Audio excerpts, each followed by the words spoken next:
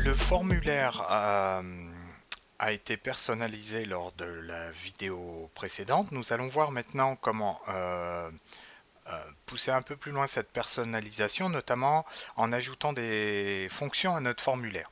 Il pourrait par exemple être utile d'ajouter un bouton nouveau qui nous permet d'ajouter un nouveau produit quand on en a besoin. Alors pour ce faire, on va toujours utiliser le ruban création, mais cette fois on ne va pas utiliser le bouton nous permettant d'insérer une image, mais le bouton nous permettant d'insérer un bouton. Alors avant toute chose, comme une macro sera affectée à ce bouton, il convient d'activer les assistants de contrôle. Donc pour activer les assistants de contrôle, on clique sur la petite flèche du ruban création ici, là, sur le groupe contrôle, et on va cocher la case utiliser les assistants de contrôle. Ça nous permettra d'affecter une macro au bouton. Donc je vais prendre mon bouton, je vais en dessiner la forme globalement, de toute façon je pourrais la modifier après. Voilà. Tac. Et vous remarquez que comme les boutons les assistants de contrôle sont activés, eh bien, on me demande quelle opération je veux faire. Eh bien, je veux faire une opération sur les enregistrements et je veux ajouter un nouvel enregistrement, c'est-à-dire dans mon cas, je veux ajouter un nouveau produit.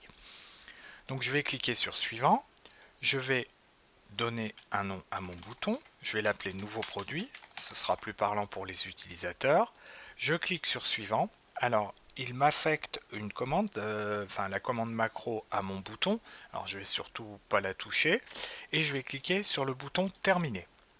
Vous remarquez que le nouveau produit a été créé, le bouton nouveau produit a été créé, donc je vais lui donner une forme comme celle-là. Voilà. Et si on regarde la feuille des propriétés dans événements, on voit que sur clic il y a une macro incorporée. Alors si je clique sur les trois petits points qui vont me permettre d'afficher les détails, eh bien on remarque qu'on a une macro comme nous avons vu en cours.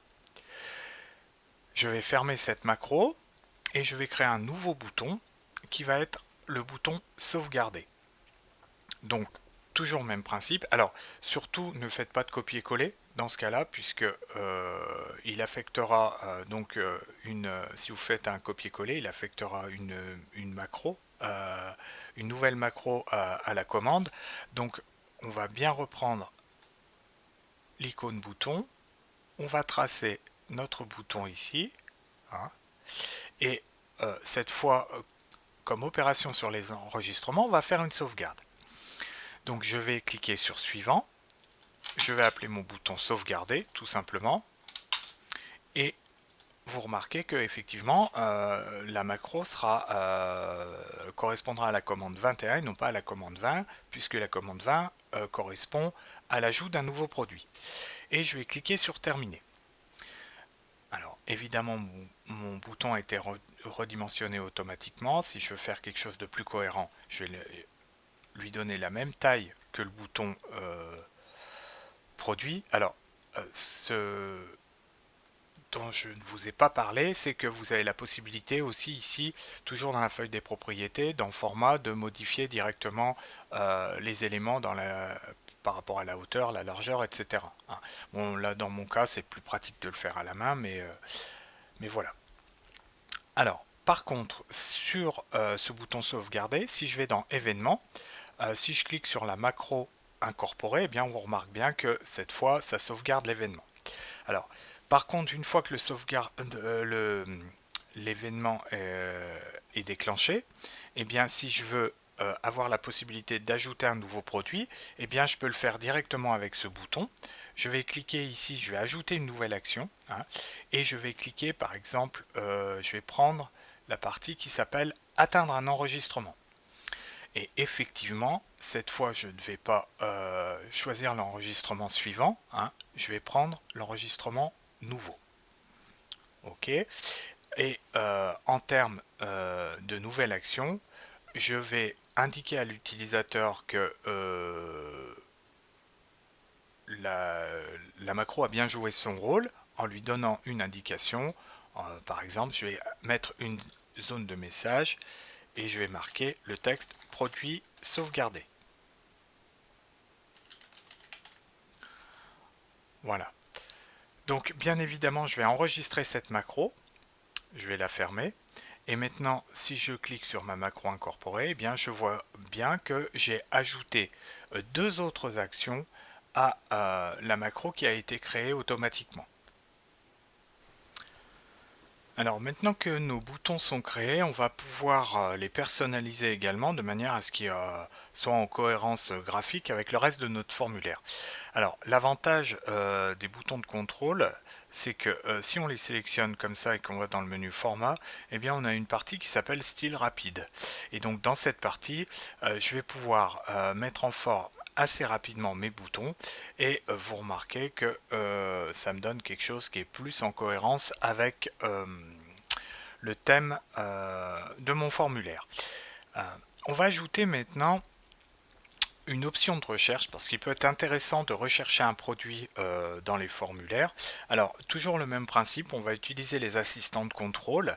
Donc on va cliquer sur le ruban création et cette fois, comme on va faire une recherche sur les formulaires, le plus pratique c'est d'utiliser une liste déroulante.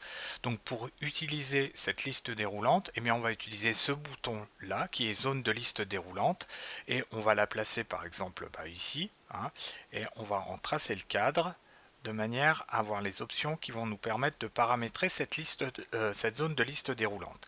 Alors on a ici trois choix.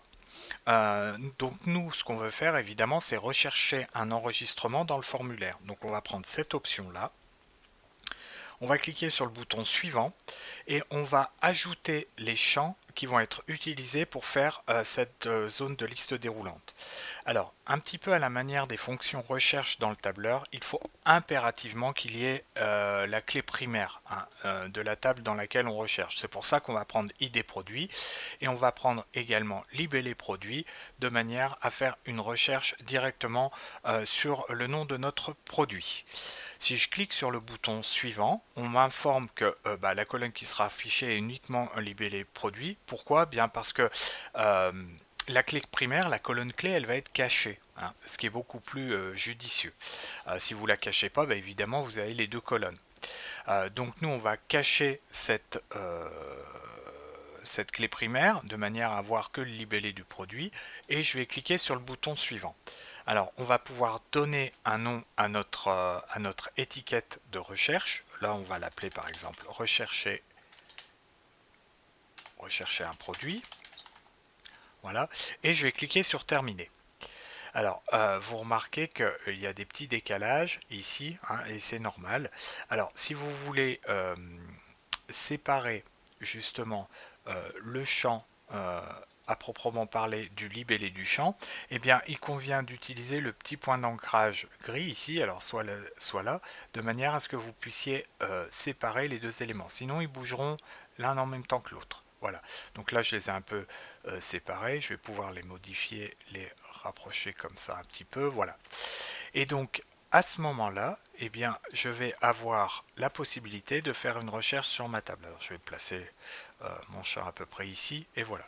C'est-à-dire que une fois que ma table de données produits contiendra des éléments, je pourrai tout simplement les afficher dans une liste déroulante. Je peux bien évidemment personnaliser ce champ là. Si je clique sur format, j'ai la possibilité par exemple de faire comme pour le reste, c'est-à-dire mettre mes champs en couleur ocre et changer la couleur. Alors ici je vais prendre peut-être du blanc, voilà, et puis là je vais y mettre en blanc aussi, voilà. Alors maintenant que mon formulaire produit est complètement finalisé, si je fais un clic droit que j'enregistre et si j'affiche mon formulaire, eh bien on se rend compte que là j'ai une liste déroulante. Bon, évidemment ma liste déroulante elle est vide puisque j'ai aucun produit dans ma table produit, on peut le vérifier comme ça, hein, mais lorsque des produits seront ajoutés, eh bien on pourra faire une recherche dessus.